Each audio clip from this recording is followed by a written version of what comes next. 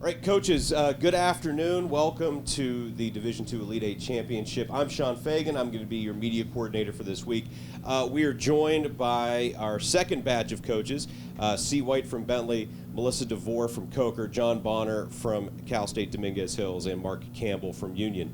So what we're going to do with this press conference here is I'm going to reach out to each of our coaches, and we'll get a short opening statement, maybe a summation of how you got to this point, things of that nature, and then we'll open it up to questions from the room. Obviously, some of the institutions have their own media folks here, and so we'll allow them to get more into the nuts and bolts specifically of your team, but I will be here to facilitate and get the ball rolling. So starting left to right with Coach White. There we go. I got it. Coach White, tell us a little bit about Bentley and how you got here. Sure. You don't get here without a great team, obviously, but it's the support system. I think we're really grateful and really lucky to have a tremendous support system. It starts from our president down. Bentley really supports us. They've supported us over the last 50 years of women's basketball. Our administration is top-notch, and just the trickle-down effect into, the community support and the other teams. The athletic support is fantastic, and I think that's really what propelled us to be here today. Coach DeVore. Yeah, Melissa DeVore, head women's basketball coach at Coker. We're just really excited for this opportunity and a chance to represent the South Atlantic Conference. We're a tremendous league, and I think they represent well nationally. So excited to be here. What got us here? This is my first recruiting class, freshman, and I convinced them to stay.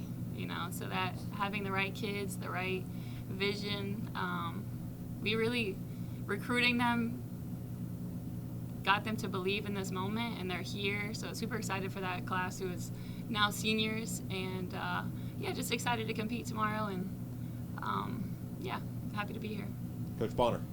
I think the same, right? You got to have support, but my staff is incredible.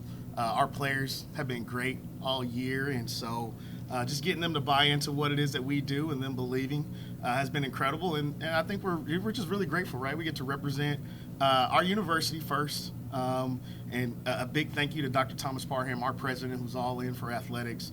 But it's also cool to represent the CCAA and even more so the West Region, right? We don't take that for granted. And so we just get here with a lot of hard work. You got to have a little bit of luck along the way.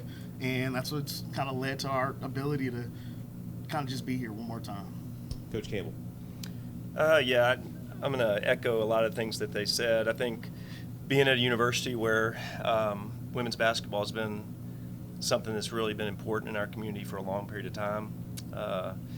Being on mission, we're a Christian university, so purpose-wise and matching it has allowed my life to be something that's just a blessing. And so I have a group of players on my team that are unbelievable young women, and relationships are as good as I've ever experienced in 1 year. And so usually when relationships are great, there's a lot of fruit that comes from that, and we have talented players, and obviously my staff has been unbelievable. Sean Blackburn, my assistant, has really helped us a lot over the last couple of years, and so to be honest with you, just really grateful to be able to spend another week with my team.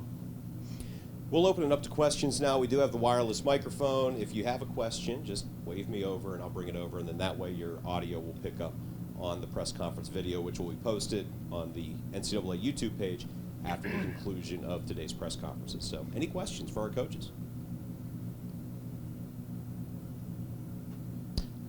All right, well, I'll throw one out at you. Obviously, to get to this point, it's required, as I believe Coach Bonner said, a lot of hard work, but also a little bit of luck. That's just the way it goes.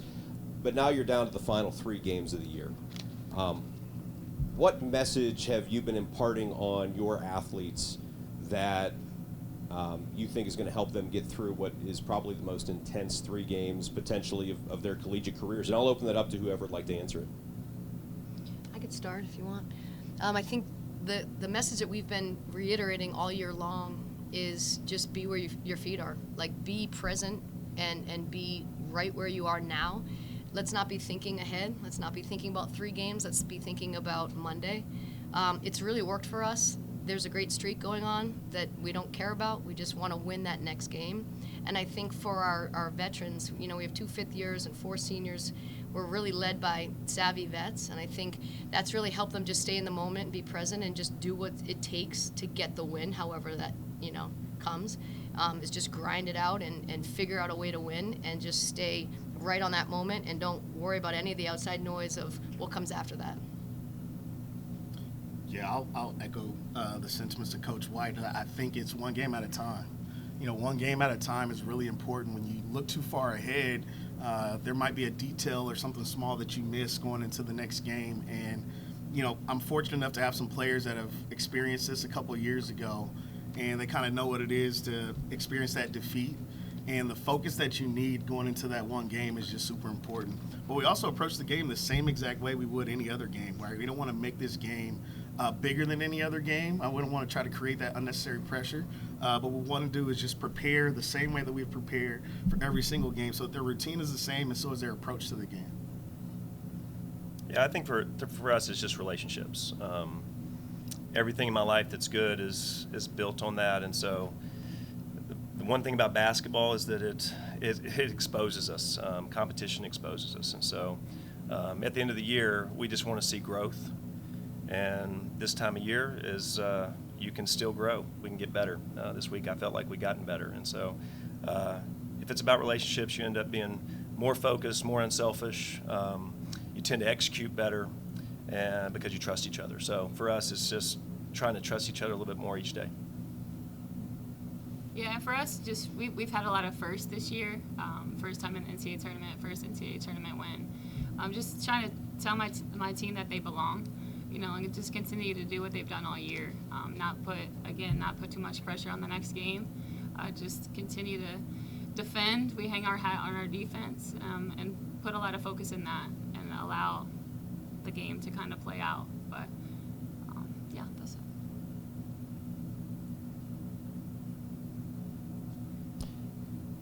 Throw another one at you. So one of the things that I really enjoy about college athletics, and I talk about this all the time, is that this, I keep getting older and maybe more jaded and more cynical, but the student athletes coming through every year, this is a brand new experience for them. Talk about as you've come to this championship this year and you've got the chance to experience this with your athletes maybe for the first time, as you said, Coach. What have you seen from their reactions to the city, the event, and how are they handling it all?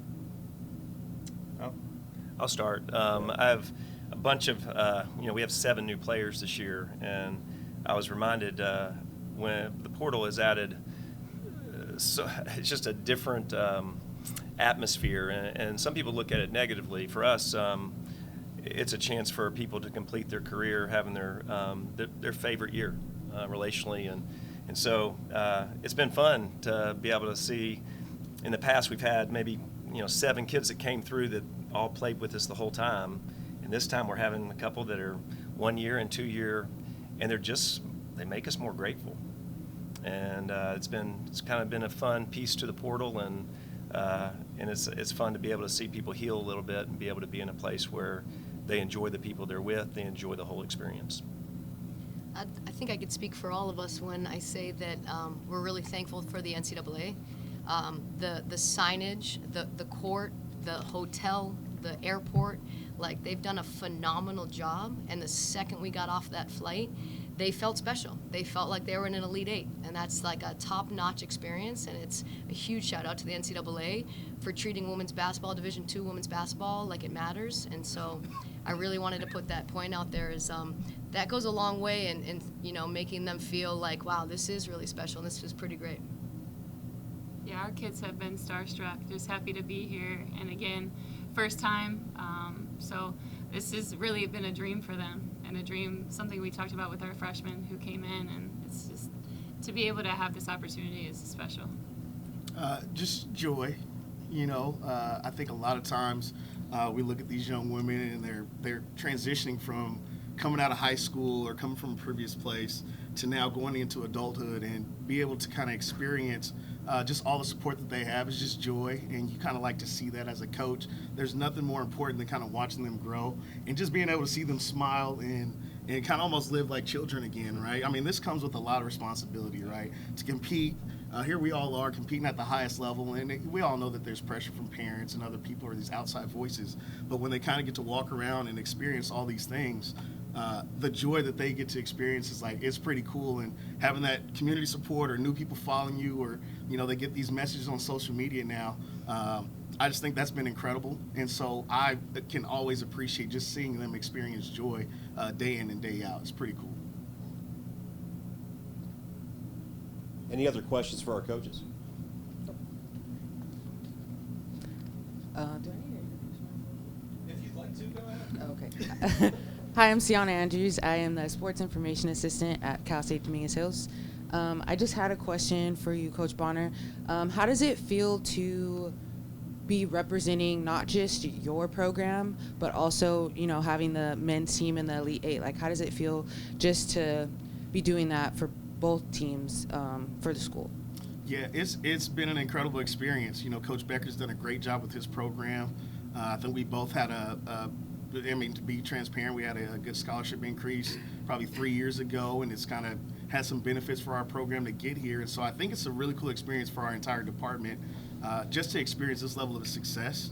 And then representation always matters for us. We talk to our girls the entire year about everything that they represent personally and collectively, right? There's always an inherent responsibility that they all experience when they're in these positions, whether they ask for it or not, right? Leadership kind of comes with that. And so for them to be able to get to this level and represent our university at the highest level is really important, but it's a privilege that we accept in both teams. We're okay with that. We're okay being representatives for the entire region as well as our university, and then, for their family and friends. So I don't know, it's just been fun, right, to kind of go through that with both programs because you're so close. We stay at the same hotels all year. We kind of just get to enjoy that rather than, one team doing really well, one team not doing so well. So it's been a unique experience, but a fun one.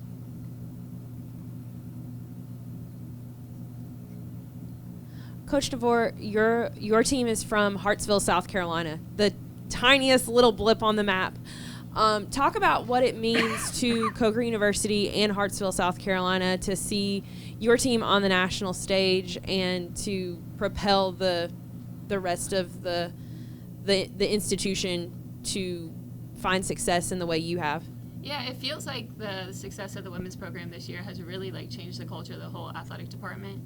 I think soccer has maybe seen an NCAA tournament appearance, and maybe baseball one time, but not in my time there. It's just been the support that we've gotten. The cafeteria, changing the meal for a little send-off. We had a send-off parade. We had an ice cream social at the local ice cream joint. It's been really special to be able to do it for us, but also do it for the community. Anyone else?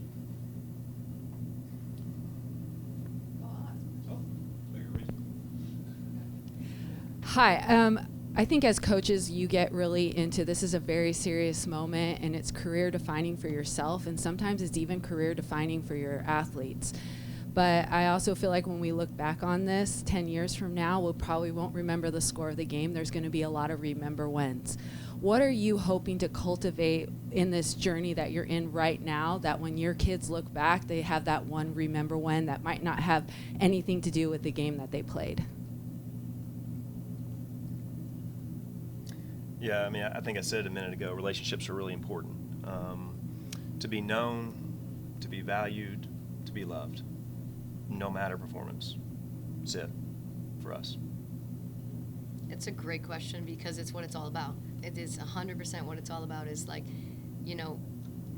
we won a national championship. They went 35-0. They're talking about the bus trips. They're talking about the silly stuff. They're not talking about, they're talking about the comeback at the end. It was pretty crazy, but they're talking about the fun times behind the scenes together, and it's really what it's all about. And that's why the motto is be where your feet are, enjoy it. Our staff has completely bought in. Some of our staff, and they've all been here before. Annie Mac's been at every level, the highest level coaching. Coach Bacolas was the point guard on the national championship team. We've really grounded ourselves to just be where our feet are and enjoy every moment, enjoy the silly, the quirky, and the fun. And sometimes like that, like Coach Campbell said, is the winning takes care of itself when you're really just loving what you're doing every minute of it. It's just such a cool experience. Little Hartsville. we went through the tunnel last night and then got to the other side and saw this. It was literal starstruck. And it was nighttime, and the lights were on, and I hope that they're not that nervous when the lights come on Monday afternoon. But just really grateful to have this experience and share it with kids who have stayed in the program.